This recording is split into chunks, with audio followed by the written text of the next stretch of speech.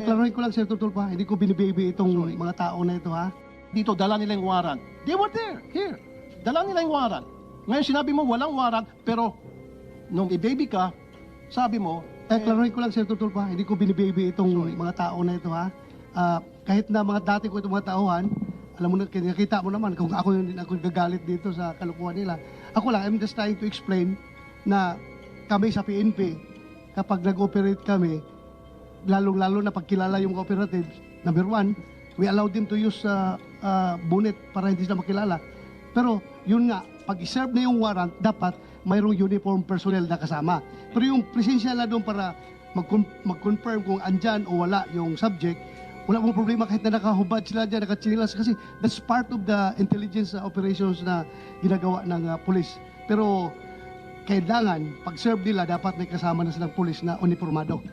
kasi my line of questioning will lead to the fact that these people are lying dahil sa kanilang pagsisinungaling, meron tayong biktima na nakulong. Biktima na, biniktima pa for the second time. Kasi nga po, Mr. Chair, yun yung gusto kong matumbok dito na yung Camilon family, they were victims. Pumasok sila, mali yung procedure na ginamit nila. Hindi kami, Vicente. Sorry, itong Vicente family, excuse me. Maling procedure. Kahit na sino ba naman, biniktima mo muna nga, winalanghiya mo na yung karapatan nila, pagkatapos kakasuhan mo pa, nakulong po sila, Mr. Chair. Nagpiyansa lang sila. In fact, ako mga nag-abono ng piyansa nila. Taawa ko. And then, bakit pagkatapos makulong si tatay, si anak, susundan, natural, Mr. Chair, kahit na ikaw, susundan mo saan yung tatay ko, nakulong ba talaga, totoo ba nasa nakulungan. Pagdating po doon sa presinto, pati itong si anak, kinulong. And of course, magsisinungaling to, sabi nila hindi. Kaya nga, doon pumasok yung gusto ko sana, Mr. Chair, ipalay detector test sila kung sino nagsabi ng totoo. Ito ba ang grupong ito o yung grupong doon sa complaint natin? Para to establish kung sino nagsasabi ng totoo, challenge namin kayo ng lie detector test. Ngayon, kumasa sila, pumasa. Kayo, kumasa, but later on, umatras. Hindi namin question yan. That's your constitutional right. But, as far as this committee is concerned, nakikita talaga namin, hindi naman kami, kahit kayo, police kayo. If you were in our shoes, kung kayo ang membro, chairman ng committee na ito, sino pa paniwalaan nyo? Yung nag-volunteer ng lie detector test? Pumasa? O ito nag-volunteer tapos umatras? Huwag kayo padalos-dalos sa ginagawa ninyo. Pakita po natin yung isang video.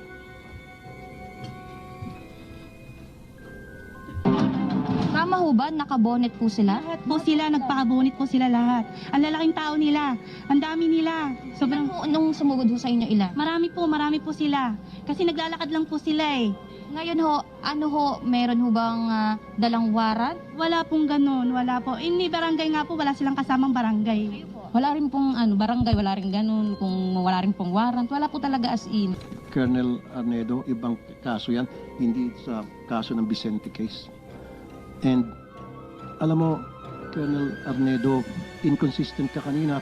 Tapos ang masakit sa akin, pinagluloko mo itong Senado eh. Sinabi mo covert operation para mailusot mo yung hindi na sila kayo magsuot pa ng body cam na kailangan magsuot sila sa bonnet. You use that word covert para mapagtakpan mo yung kawalan sa procedure na hindi na rin kailangan ng barangay. Di ba? Ginamit mo yun eh. Akala mo mautakan mo itong Senado. No, Colonel, huwag kami. Kasi, and then later on, nung nagbigay sa iyo ng leading questions, si Chief Bato de la Rosa, our Honorable Chair, yes, may warrant yan. Nasa warrant, kailan hindi namin dala. You see, pinaikot mo kami.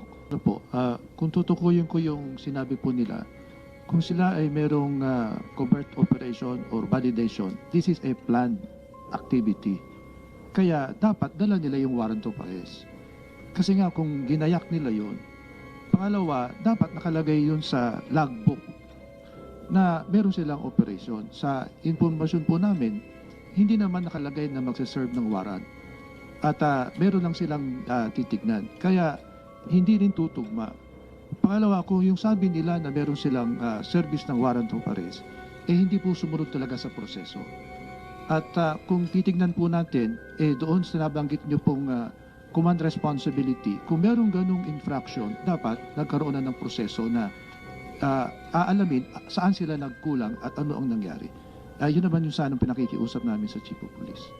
Dapat po yung pagsusuot din ng bonnet, natukoy din po natin nung nakaraang hearing yan, kung talaga magsaserve ng warrant, gaya ng sabi nila, dapat meron namang kasamang nakaupo na uniformadong tao. Kailangan magpakilala muna. Kung sakali ang sabi nga raw nila, baka meron pang masamang mangyari doon. Kaya hindi nila isinama kagad yung pulis. Yung mga bagay po nang yun dapat mausisa rin. Pero hindi namin po pinahihintulutan na yung normal operation nakabone. So, clearly, may nagsisinungaling sa dalawa. Covert operation ang ginamit niya. Tama ba? Senator Bato? Yes, in order, it doesn't take Attorney Bernardo to decide kung sino sa kanila nagsinungaling. It's better na pakinggan natin kung sino talaga nagsinungaling sa kanila. Kasi, Chairman, Mr. Chairman, yun na, very clear na dito, established na rito na nung last hearing, we were all here, at sinabi nila, they were serving warrant. Remember? Meron Yes, silang hawak na sinabi warrant. nila. Sinabi nila. Sinabi nila. Pero hindi na sinabi na may hawak silang warrant, ha? They were serving warrant. Ang sinabi nila dito. Nagsabi ba kayo na hawak niyo warrant? May dala kayong warrant? They said they were serving warrant. Nag-serve kayo ng warrant, di ba? Ang operation? Yes, Your Honor, magsaserve po kami nun. Pero hindi, Ano isi-serve niyo kung wala kayong dalang warrant? with due respect, Your Honor, lahat po yun ay documented from pag-alis namin. Actually po, planned operation dahil po pinlano po namin yun, naka-logbook po yun, naka-blatter. At So, naka-blatter, lalakad kayo, mag-serve kayo ng warrant? Yes, Your Honor. Sana Your yung Honor, blatter? Sana yung blatter na yan? part po yun sa mga sinapit Okay, namin na ayan na naman, documents. ayan na naman, Mr. Chair. Palagi natutulas, magsaserve sila ng warrant. At again, kumukontra naman sinasabi ni Colonel Arnedo, yung kanilang PD, na walang warrant dahil sila ay nagkikasing lamang. Again, hindi na naman tumutugma. Ang daming hindi pagtutugma-tugma. Covert operation, hindi, hayaan mo siya magsalita. Let him speak. Do not stop him. Isa ka pa. See, sandali, hindi, I'm not talking to you, sir, Colonel po. You see? Sinabi niya, they were serving the warrant, which means they have the warrant in possession. Because if you're serving the warrant, then you must have that paper. Yes, Kaya nga, di ba? Simple English. They were serving the warrant. So, merong hawak sa So, warrant. saan ang warrant nyo at that time? Bakit hindi kayo nagdala ng warrant? According to your Dala po PD. ng warrant officer ko, Your Ha? Honor. Ako po yung sinasabi ng di may dala, pero yung warrant officer ko po ay meters lang po ang layo sa akin. Sinong warrant officer nyo at that time? Police Corporal Joel Dizon po, Your Honor. Ikaw? Yes, Your Honor. May dala kang warrant at that time na yan? Nasa bulsa ko po, Your Honor, kasi po magsiserve po kami ng warrant of arrest. Kaya nga, paano kayo magsiserve kung walang warrant? So, dala-dala yung warrant. Dala po namin, Oh, Your bakit Honor. sabi mo na walang warrant?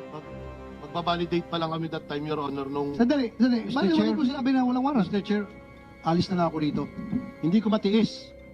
Nakikita ko na parang itong mga pulis pinagluloko. I'm sorry, I have to walk out. Hindi ko kaya to.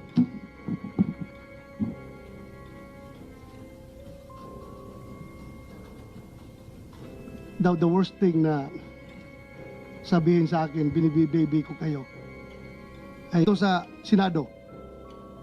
Kaninong komite, pinakamarami na contempt na polis at saka mga witnesses? Ako.